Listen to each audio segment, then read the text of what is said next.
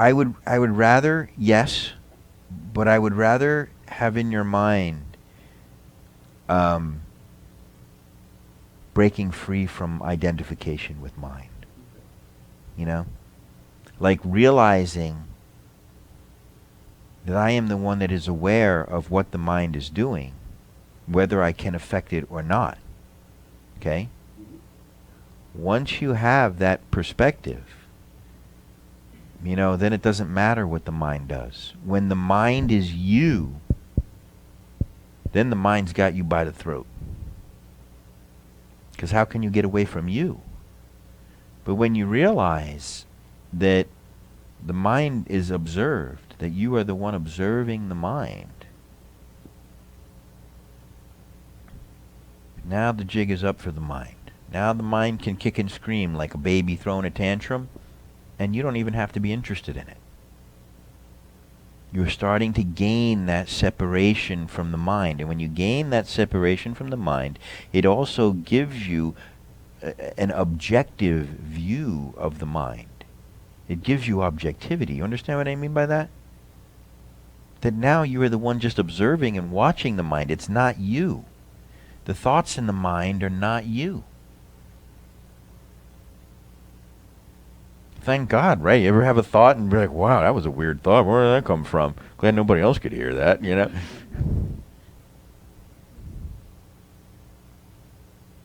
And so, as you begin to practice and as you begin to break down your ignorance about your humanity and your human existence, you know, clarity will come. And this is what they mean when they say enlightenment is seeing things clearly as they are.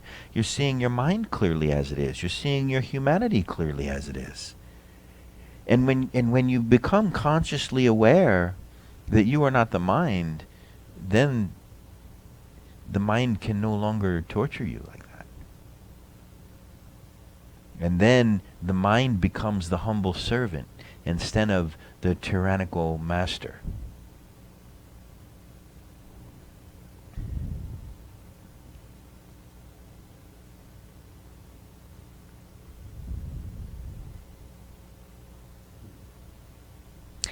I've been studying my mind for over 25 years now. I've lived alone in New Jersey for 10 years. I lived alone in Florida for 15. Was not really my intention, just how it worked out. I've been almost in hermitage, they would call it in Buddhism. I've been in my cave. And I can tell you that it was worth every minute to be free from mind and to just be present in the moment and experience life. You experience the self shining through that is just peace and joy for no reason. It's when the mind comes give you all these reasons to be upset. Oh, you cut me off on the road, and who do you think you are? You know, I mean, like, you can get upset over anything. It's incredible. The light bulb goes out. You know, I mean, it's like the ego is so easily upset. But that's what this Peaceful Mind Center is here for you. Because I studied a lot of complicated things, and I'm able to explain them in a way that's relatively straightforward and simple and feet on the ground stuff. There's no hooey here, is there? There's nothing to believe in here.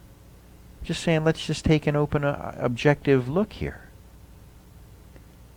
And so I encourage you to be here and to bring your questions here.